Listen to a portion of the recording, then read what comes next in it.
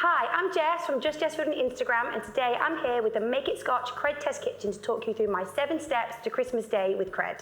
So my first hack for your stress-free Christmas is to ensure you're removing your meat at least 1 hour before you're cooking and 24 hours if your meat is frozen. Today I'm going to be making a Scotch beef topside, which I got from my local Scotch butcher, which brings me on to my second hack, which is traditionally a lot of people use turkey. However, turkey uses up an extreme amount in your oven space. So this time I'm going to be using a smaller cut. It takes less time to cook and you have more space for everything else in your oven. So my third hack to avoid the Christmas madness this year is to ensure you're pre-ordering your Scotch meat from your local Scotch butcher in-store or online. So first of all, you need to ensure your oven is on 180 fan. Before we sear our meat, we're going to roughly chop some veg. Here I have some carrots, celery, onion and garlic, and we're going to make a trivet. This is going to help us make a very delicious gravy.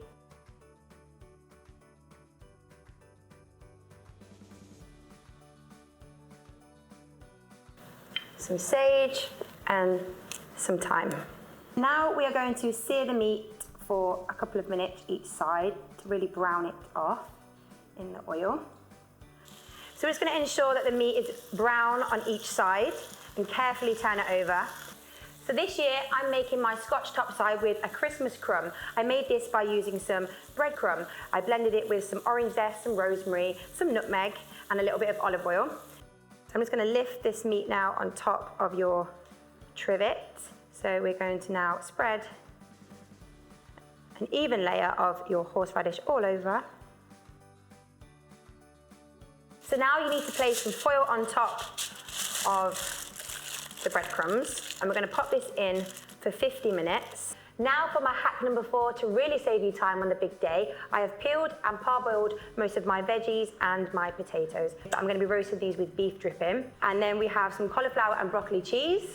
And for another mini hack for you, save some of your water from your vegetables or your potatoes to one side, and you can use it at your gravy at the end to make it extra tasty and delicious. So once your beef has been in the oven for 30 minutes, we're going to start on my personal favourite, your roast potatoes.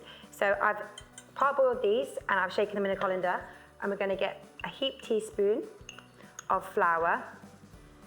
And then I popped a tablespoon of my beef dripping into the oven on an oven tray and let that melt for around 1 to 2 minutes. I am now going to crush some garlic and pop it in here. Carefully pop your potatoes, large surface side down first, and then we're just going to turn them just a coat. We're going to pop these in for 50 minutes and we're going to turn them halfway. I'm going to sprinkle some rosemary and we will season them at the end with some salt. So now my beef has been in for 80 minutes. We're going to transfer to a separate plate to allow it to rest for a minimum of 30 minutes. It's super important you do this because this lets the meat get really juicy. And everything else left in the tray, we're going to transfer to a saucepan and we're going to make your gravy.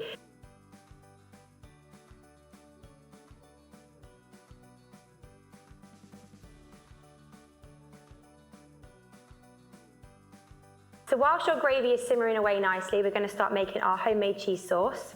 You will need 50 grams of unsalted butter, 4 tablespoons of plain flour, 500 millilitres of milk. I have 150 grams of mature cheddar. You can mix it up as you like. And I'm going to put a little bit of nutmeg on top, and any remaining breadcrumbs, you can sprinkle that on top as well. So pop your pan on to a medium heat. Once the butter has melted, we're going to pop in your 4 tablespoons of your plain flour. And then you're going to gradually pour in whilst you're stirring at the same time. And you're just going to keep continuously stirring it until it starts to thicken up. Once the mixture starts to thicken, you're now going to take it off the heat and you're going to add all your lovely cheese. And you're going to stir it up until it all melts through. Make sure you try and cover it all really well down the sides. Now you can put a little bit of nutmeg on top. And if you have any extra, some of your breadcrumbs. And you're going to bake this in the oven for 25 to 30 minutes. So whilst your beef's still resting, we can now concentrate on your sides that are going in your oven. If you are home making your stuffing and your pigs in blankets like me, you can prep it the night before. I've made a nice sausage and sage and chestnut stuffing here, and pigs in blankets. We also have our maple syrup carrots and our cauliflower cheese, which is all going in at the same time together.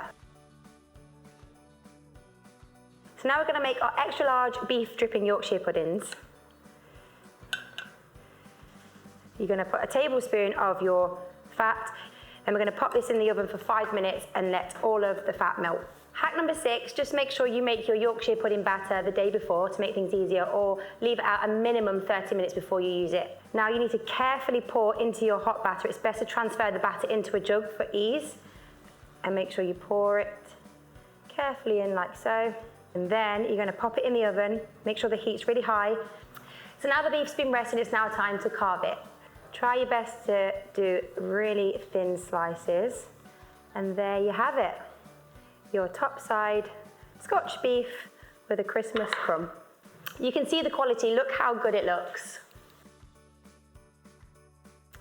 So now it's nearly time to eat, and for my final and 7th hack of the day, ensure you're plating up everything individually for your guests to serve themselves. This avoids any wastage and leaves lots of leftovers for the midnight snackers after a sherry or two.